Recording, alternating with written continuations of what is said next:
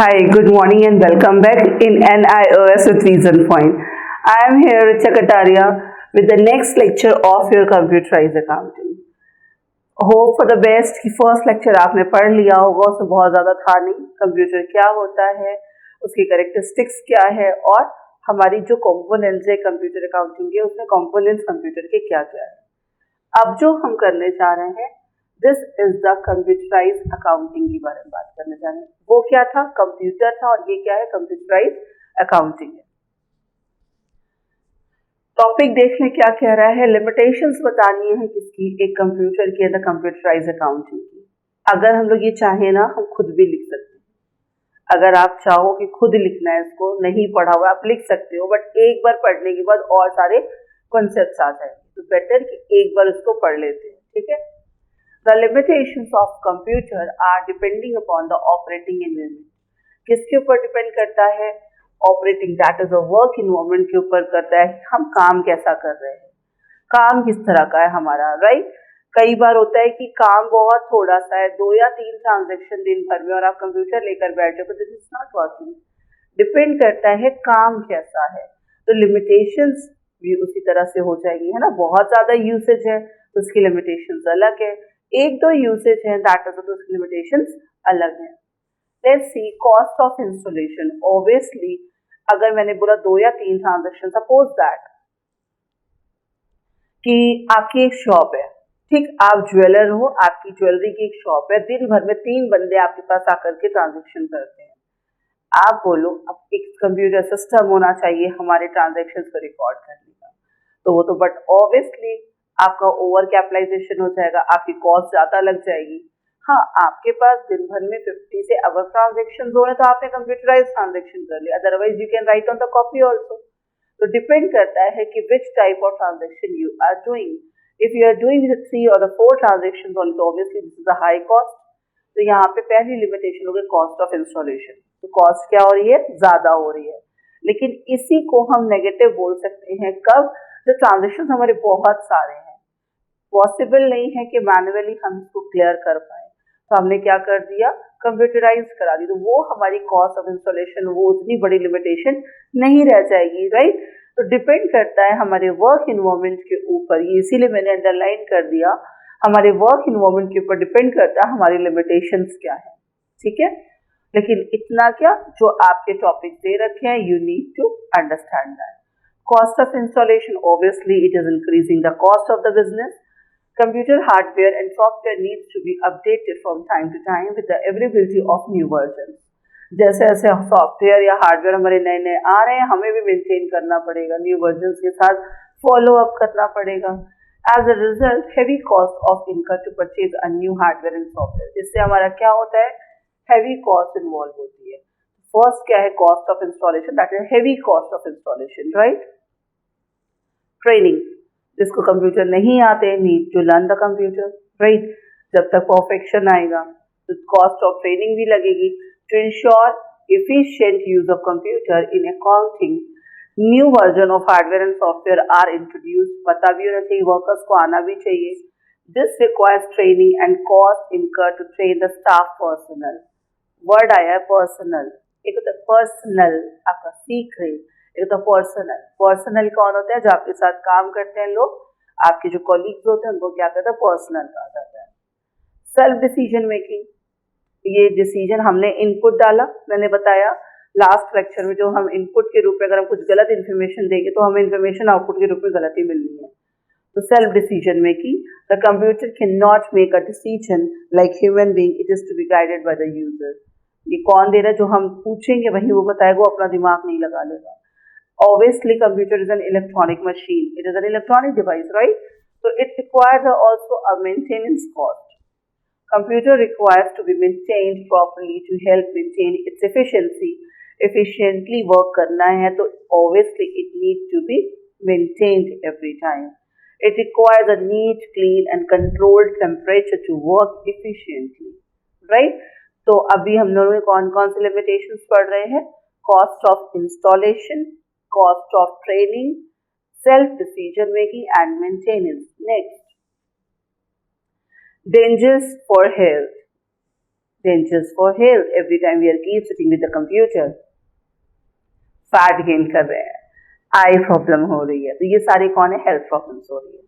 तो क्या है, एक्सटेंसिव यूज ऑफ कंप्यूटर, बहुत ज्यादा यूज करेंगे कंप्यूटर में lead to many health problems such as muscular pain, muscles pain हो रहे हैं, या फिर आई स्ट्रेन हो रही है, ऑब्वियसली आई स्ट्रेन होती है, एंड बैक एक हो रहा है, बैक में एक हो रहा है, बैक बोन में दर्द हो रही है, बैठे बैठे आप एक सिटिंग पोस्चर में कंटिन्यूअली बैठे हुए हो, ओबेसिटी हो सकती है, राइट। ओबेसिटी के साथ साथ बहुत सारी ऐसी प्रॉब्लम्स होती है जो हमें कीप ऑन सिटिंग के केस में हो सकता है, ठीक है। This affects adversely the working efficiency and increasing the medical expenditures, और मेडिकल एक्सपेंडिचर्स क्या हो रहे हैं, बढ़ रहे हैं। तो these are the limitations of the computer.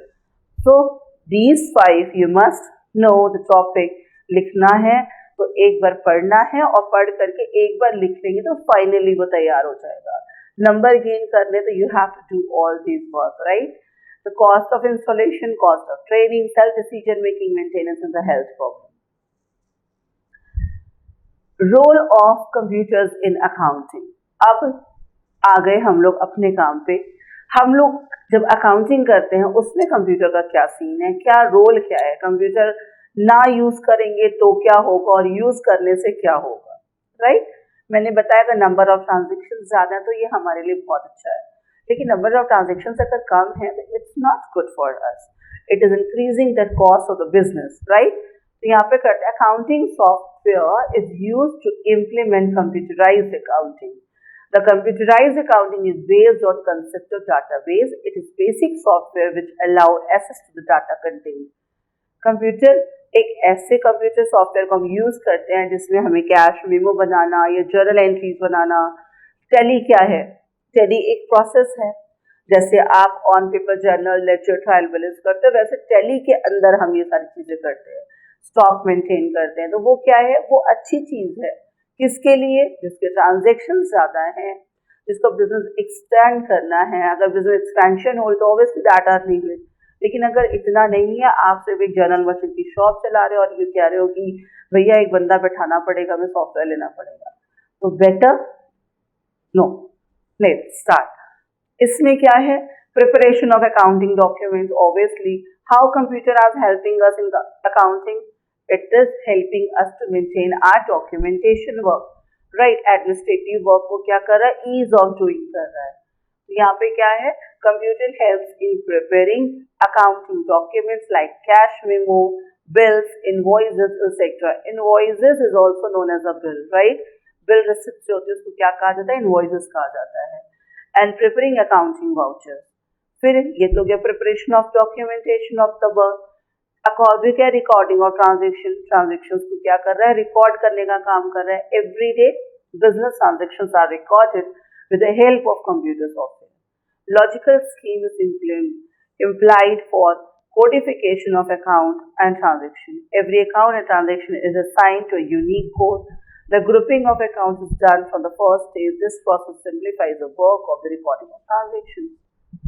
In the whole paragraph it is saying that it is easy to record the transaction through computer rather than manually, right? The first is what? Preparation of the accounting document. Second is the recording of the transactions. Next is what? Preparation of trial balance in the financial statement. हम लोग जब financial statement आपने पढ़ा उधर 16, 17 और 18 chapter को, तो balance sheet match करने में takes time to prepare the balance sheet, right? तो इसमें क्या हुआ, आप बहुत इजीली अपनी बैलेंस शीट को मैच करा सकते हो। तो पहला काम इसका क्या है, recording the transaction, respective voucher. जो वाउचर्स हैं, जो रिसिप्ट्स हैं, उस रिस्पेक्टिव वाउचर का मतलब जिससे रिलेटेड जो है। आपने पहले वाउचर्स लिए, वाउचर्स ऑब्वियसली या तो सेल के होंगे या तो परचेज के होंगे। आपने जर्नल एंट्री की, क्या किया आपने, जर्नल एंट्रीज की। जर्नल एंट्री के बाद क्या हुआ, लेजर्स बने, लेजर के बाद ट्रायल बैलेंस बने, और ट्रायल बैलेंस के थ्रू क्या बनता है, trading and profit and loss account. उसके बाद क्या बना, आपकी बैलेंस शीट। तो ये सारी चीजें क्या है, हम कंप्यूटर को अकाउंटिंग प्रोसेस के लिए, अकाउंटिंग काम के लिए किस तरह से यूज कर रहे हैं, राइट। अब पहले ये 4 वर्ड्स याद कर लो पूरी तरीके से, preparation of accounting documents, recording the transactions, preparing the trial balance and the financial statement. अब फीचर्स हैं किस तरह से हम लोग ये अपनी अकाउंटिंग सिस्टम को मेंटेन करके चलते हैं। Simple and integrated, automate and integrate all the business operation such as sales कैसे करनी है, फाइनेंस, परचेज, सारी चीजों को देख रहा है। लेकिन SaaS में भी integrated with the enhance of MIS management information system. एक पर्टिकुलर सॉफ्टवेयर, हर एक बिजनेस के लिए एक पर्टिकुलर सॉफ्टवेयर डेवलप होता है। जैसे कि रिलायंस के सॉफ्टवेयर को आप यूज नहीं कर सकते, रिलायंस ने अपना खुद का एक सॉफ्टवेयर रखा होगा अपने कस्टमर के डाटाबेस को तैयार करने के लिए। हर एक ऑर्गेनाइजेशन का अपना पर्सनल एक सॉफ्टवेयर वो कंपनीज डेवलप कराती है ताकि उनके सॉफ्टवेयर को कोई और चोरी ना कर पाए। ठीक है, तो वो क्या करते हैं, अपने डाटाबेस को तैयार करते हैं। फेसबुक का डाटाबेस अपना होगा, व्हाट्सएप का अपना होगा, ये सारे अपने डाटाबेस को खुद तैयार कराती हैं। ऐसा तो होगा नहीं कि अगर वोडाफोन ने रिलायंस का यूज कर सकती है, सबके अपने अपने क्या होते हैं, डाटाबेस होते हैं। ठीक है, ट्रांसपेरेंसी एंड कंट्रोल, ऑब्वियसली जितने भी काम हो रहे हैं वो क्या हो रहे हैं, ट्रांसपेरेंट हैं, सारी चीजें ओपनली हैं, you can read, you can see the things. क्योंकि अगर आप मैनुअली करोगे, हो सकता है आपने कुछ वाउचर्स को छोड़ दिया हो, कुछ वाउचर्स को आपने लिया हो, लेकिन इसमें आप ऐसा नहीं कर सकते। You have to give to all the vouchers to know the all information, right. Next क्या है आपका, accuracy and the speed. As we know, SaaS provides user definable templates for fast, accurate data entry and the transaction. It also helps in generalizing the desired document and reports. Whatever we need to know कि जो आपने काम किया उसकी reports जाननी है, तो it provides us. Scalability, measurability, reliability. Obviously, everything is accurate and transparent. That is why it is reliable. अगर हर चीज एक्यूरेट है, सारे ट्रांजेक्शंस लिखे, तो ऑब्वियसली क्या होगा, एक्यूरेट है, रिलायबल, ऑटोमेटिक हो जाएगा, right. Performing various function with the accuracy. Accounting software is used to perform the function of accounting. आपने एक पर्टिकुलर वो सॉफ्टवेयर उठाया है जो आपका काम ही किसका करेगा, सिर्फ अकाउंटिंग का काम करेगा। टैली, मैं बार बार नाम ले रही हूँ ना, टैली किसका प्रोसेस है, अकाउंटिंग का सॉफ्टवेयर है। तो यहाँ पे क्या कह रहा है, जैसे कि ये एलिमिनेट करता है, हटाता है। जैसे लेजर में हम जब ट्रांसफर करते हैं, मैनुअल ट्रांजेक्शन हम जब ट्रांसफर करेंगे, हो सकता है कुछ लेजर्स बनाने छूट जाए क्योंकि बहुत लंबा प्रोसेस है। कंप्यूटर में जो सॉफ्टवेयर है वो क्या करते हैं, सारे प्रोसेसेस को एक स्मॉलर वे में करवाता है हमसे। ठीक है, तो यहाँ पे क्या कह रहे हैं, accounting software is used to perform the function of accounting. The software functions on the concept of database. This discussed above, accounting software eliminates the process of posting a transaction into the ledger account. That is, when a transaction is entered in the computer system, the posting in ledger account is automatic. जैसे ही हम उसको लिखते हैं तो automatic वो laser में transfer हो जाता है। पहले हम लोग कॉपी में क्या करेंगे, जर्नल बनाएंगे, फिर लेजर बनाएंगे, लेकिन कह रहा है यहाँ पे ऐसा नहीं होता। फॉर एग्जाम्पल, अगर हमने परचेज का कॉलम ऑलरेडी बना रखा है कंप्यूटर में, जितनी बार हम परचेज लिखेंगे उतनी बार हमारा जो भी ट्रांजेक्शन होगा डायरेक्टली वो किस में जाता जाएगा, परचेजेस में जाता जाएगा। तो बार बार रिपीटेडली हमें लेजर्स बनाने की जरूरत नहीं है अगर आपके पास सॉफ्टवेयर है तो, right. Ledger account is automatic. This software is so designed that a transaction once entered is automatically transported to ledger account. जैसे ही हम कोई ट्रांजेक्शन को लिखते हैं वैसे ही वो ऑटोमेटिकली किसमें चला जाता है, लेजर अकाउंट में चला जाता है। In the present time a number of accounting packages are available off the shelf in the market. They do a variety of listed below the end of the video. बहुत सारे ऐसे software market में हैं जो इस तरह के कामों को करते हैं, और अब तो पैंडेमिक ने और ही दे दिए, राइट। पैंडेमिक की वजह से बहुत तेजी से ये सारी चीजें बढ़ी हैं, आपको भी पता है। अब ये एग्जाम्पल्स हैं हमारे किस तरह से हम लोग कर सकते हैं। Online input and storage accounting data, on screen and physical output generation, print out of vouchers and the invoices, ये वो फैसिलिटीज हैं जो हमें मिल सकती हैं। हम क्या कर सकते हैं, अपने वाउचर्स को, वाउचर्स मतलब रिसिप्ट होता है, वाउचर्स को क्या ले सकते हैं, प्रिंट आउट ले सकते हैं, इनवॉइसेस को प्रिंट आउट ले सकते हैं, print out of ledgers and other book of accounting, अगर आपको किसी चीज में कुछ डाउट है तो आप लेजर्स के प्रिंट आउट ले सकते। These are the facilities which you can use, right? Purchase ledger, recording the supplier invoices, recording the bank of the receipts, making the payment to the supplier and for the expenses, and many more things. These are the examples. Need not to go through the all. Just for example, 2 or 3 examples for the sake of, right? These are the usage. These are the uses performing various functions of the accounting accurately. Group up करना. Equation याद है, assets is equals to liabilities plus capital. Again and again I repeat the same equation because this is the only equation which we need to know, right? The increase in the number of transactions changes the volume and the size of the business. Therefore, it becomes necessary to have proper classification of data. A proper classification of data, as we know the accounting equation, assets is equals to liabilities plus capital. The modern accounting based the double entry system. हमें पता है जो हमारा accounting वो किस पे based है, double entry system पे based है। किस पे based है? double entry system पे। अभी हम लोग एक चैप्टर पढ़ेंगे incomplete records, वो single entry system पे based है, सिर्फ वही चीज। अदरवाइज हम किस पे काम करते हैं? double entry system पे। और हम लोग को पता है assets is equals to, ये वाला आपको पता है, assets is equals to liabilities plus capital must be equal to each other, right? तो यहाँ पे उसी को तोड़ करके बात की गई है। A stands for assets, E stands for equities, C stands for capital, L stands for liabilities. Assets equals to liabilities plus capital, right? तो यहाँ पे ये बता रहा है हम ग्रुपिंग ऑफ अकाउंट्स कर सकते हैं। In this equation, the liability means claim on the firm by creditors. Liability का मतलब क्या है? Liability का मतलब है ना कि क्रेडिटर जिनको पैसा देना बाकी है, हमारी लाइबिलिटी है, हमने उनका पैसा देना है, वो हमारे पर क्लेम कर सकते हैं पैसे लेने के लिए, right? Capital means claim the owner. First point ये कैपिटल का मतलब क्या है? जो ओनर है, जिसने पैसा लगाया वो हमारे पर क्लेम कर सकता है। हम खुद business and businessman both are different to each other separate legal entity. जो पैसा हम लोग ने बिजनेस में लगाया है वो पैसा हम बिजनेस से अपने वापस लेने के लिए क्लेम कर सकते हैं। The claim of owners keep on changing due to the success or the failure of the firm. Obviously, claims change होता रहेगा ना।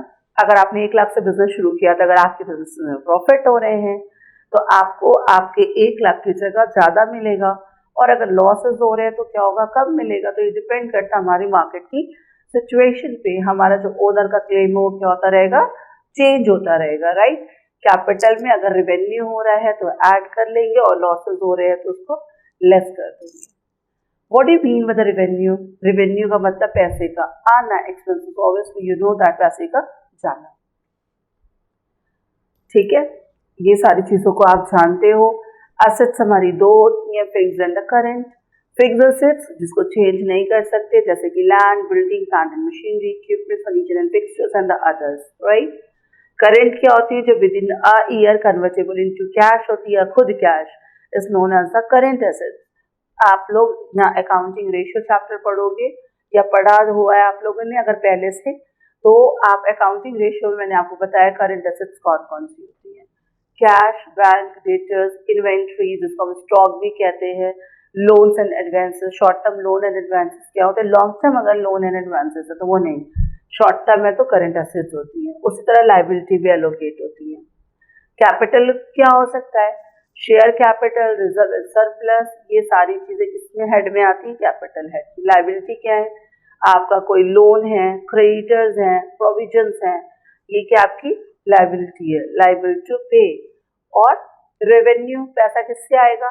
पैसे का आना इज द रेवेन्यू। पैसा किससे आएगा? या तो कोई चीज बेचोगे या अदर तरीके की, कहीं को पैसा इन्वेस्ट किया हुआ है, आपको डिविडेंड मिल रहा है, कहीं किसी को लोन दे रखा उसका इंटरेस्ट मिल रहा है, किसी भी फॉर्म में पैसा आना is the revenue.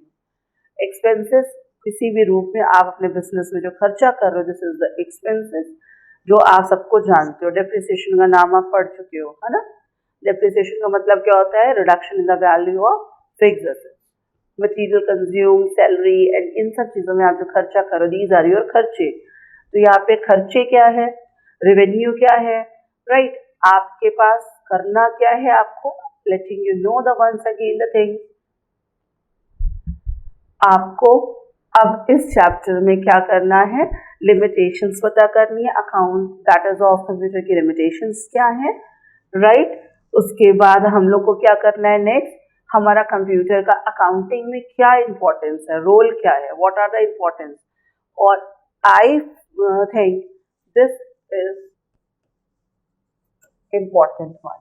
What is the importance of computer in an accounting system? The role, importance एक ही बात है. Next is what? Features क्या है SAS के, उसके बाद ये features आपके हो गए और ये examples हैं और ये grouping of accounts क्या होता है. This is one of the most easiest one.